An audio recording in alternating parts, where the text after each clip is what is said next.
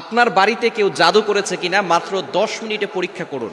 কোনো কবিরাজের কাছে যেতে হবে না। বর্তমানে আমরা অনেকেই অনেক সমস্যার কারণে কবিরাজের কাছে যায়, আর কবিরাজরা অনেক সময় সমস্যা থাকুক আর না থাকুক দেখা যাচ্ছে জিন একটা চালান করে দিয়ে আপনার ঘরের ভিতরে সমস্যা সৃষ্টি করে, এরপরে বড় একটা অ্যামাউন্টের টাকা আপনার কাছ থেকে খেয়ে থাকে। এজন্য কবিরাজের কাছে কখনো যাবেন না। আপনি আল্লাহর প্রতি বিশ্বাস রেখে কোরআনের আমল করে আপনি নিজেই বুঝতে পারবেন, মাত্র 10 মিনিটের ভিতরে বুঝতে পারবেন যে আপনার ঘরের ভিতরে কেউ ব্ল্যাক ম্যাজিক অথবা জাদুটোনা কুফরি কালাম কেউ করেছে কিনা। এ বিষয়ে আমরা যেই বিষয়টি ফলো করব, আমাদের আশেপাশের যে মানুষগুলো আছে তারাই কিন্তু আমাদের উপরে ব্ল্যাক ম্যাজিক করে, জাদুটোনা করে, কুফরি কালাম করে। এজন্য আমাদেরকে সতর্ক থাকতে হবে। আমাদের পাশের মানুষ যারা আছে, একেবারে আমাদের রিলেটিভস যারা আছে, তারাই কিন্তু এটা করে। এটা কেন করে?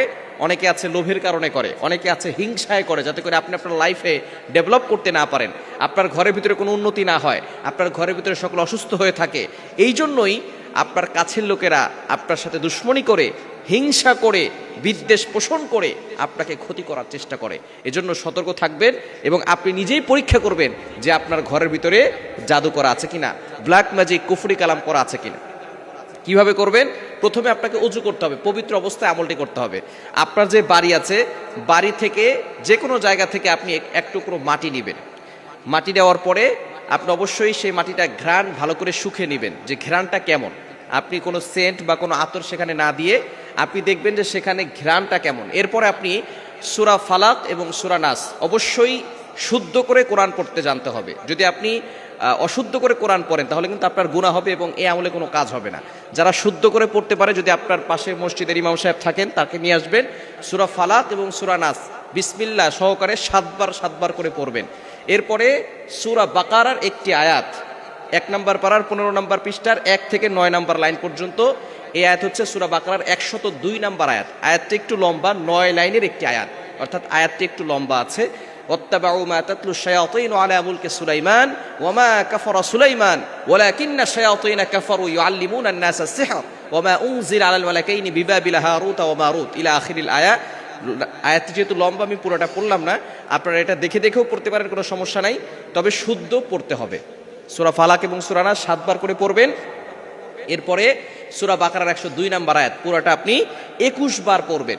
পড়ে আপনি সেই মাটিতে ফু দিবেন। ফু দেওয়ার পরে দেখবেন সেই মাটির গন্ধ চেঞ্জ হয়ে গেছে কিনা। যদি দুর্গন্ধ বের হয় সেখান থেকে, তাহলে মনে করবেন যে আপনার ঘরে কেউ ব্ল্যাক ম্যাজিক, জাদুটোনা অথবা কুফরি কালাম করেছে। এ বিষয়ে অবশ্যই খেয়াল করতে হবে। যদি কারো বাড়িতে কোনো মাটি না থাকে, অনেকে আছে ফ্ল্যাটে থাকে অথবা বিল্ডিং তৈরি করে ফেলেছেন সেখানে কোনো মাটি নেই, তারা কি করবেন? তারা আপনার ঘরটাকে সব জায়গায় ঝাড়ু দিবেন, ভালো করে ক্লিন করে যে ময়লাটুকু আছে সেই ময়লাটুকু আপনি এক জায়গায় নেবেন, যে ধুলাবালি যেগুলো আছে সেগুলো আপনি এক জায়গায় নিয়ে সেখানে ঘ্রাণ নেবেন। ঘ্রাণ নেওয়ার পরে তারপর আপনি আমলটি করবেন। অবশ্যই অজু অবস্থায় আমল করতে হবে, এটা হচ্ছে শর্ত, এবং কোরআন শুদ্ধ পড়তে হবে এবং নিজের শরীর বন্ধ করে তারপরে পড়বেন। শরীর বন্ধ করবেন কিভাবে? আয়াতুল কুরসি 1 বার পড়বেন, সূরা ইখলাস 1 বার, সূরা ফালাক 1 বার, সূরা নাস 1 বার। এটা পড়ে আপনি বুকে ফু দিবেন, হাতে ফু দিয়ে পুরো শরীরে মাসাজ করে দিবেন। এটা হচ্ছে শর্ত। অজু করে আমলটি করতে হবে। দ্বিতীয় নাম্বার হচ্ছে কি, কোরআন শুদ্ধ করতে হবে। এরপরে আপনার শরীর বন্ধ করে তারপর আমলটি করতে হবে। আপনি যে কোনো সময় আপনি আপনার ঘরের যেই মাটি আছে কিছু মাটি নেবেন, অথবা আপনার ফ্ল্যাটের যে পুরো জায়গাটা ঝাড়ু দিয়ে সেখান থেকে কিছু ধুলাবালি নেবেন। নেওয়ার পরে আপনি প্রথমে ঘ্রাণ নেবেন। এটা যদি প্রথমবার আপনি মনে করতেছেন যে দুর্গন্ধ বেশি আসতেছে, তাহলে আবারও আপনি আমলটা করতে পারেন। প্রথমে আপনি এটা নিয়ে ঘ্রাণ নিয়ে ভালো করে ঘ্রাণ চেক করে তারপর অনেক সময় ধরে ঘ্রাণ নিয়ে তারপরে আপনি আমলটি করবেন। আউযুবিল্লাহ পড়বেন, তারপরে বিসমিল্লাহ সহকারে 7 বার সূরা ফালাক, 7 বার সূরা নাস, এরপরে সূরা বাকারার 102 নম্বর আয়াত, 1 নম্বর পারার 15 নম্বর পৃষ্ঠার 1 থেকে 9 নম্বর লাইন পর্যন্ত 9টি লাইনের এই আয়াতটি, সূরা বাকারার 102 নম্বর আয়াত 21 বার পড়ে তারপরে আপনি ওই মাটিতে ফু দিবেন অথবা ময়লাতে ফু দিবেন। যদি সেখান থেকে দুর্গন্ধ বেশি আসে তাহলে মনে করবেন আপনার ঘরে কেউ জাদু করেছে, কেউ ব্ল্যাক ম্যাজিক করে আপনাদের ঘরের সকলকে ক্ষতি করার চেষ্টা করতেছে। এই সময় আপনি অবশ্যই ঘরটাকে বন্ধ করবেন। একজন ভালো আলেম নিয়ে, একজন ভালো রাকি নিয়ে আপনার ঘরটাকে ভালো করে বন্ধ করে নেবেন এবং সব সময় ঘরের ভিতরে 5 ওয়াক্ত নামাজ পড়বেন।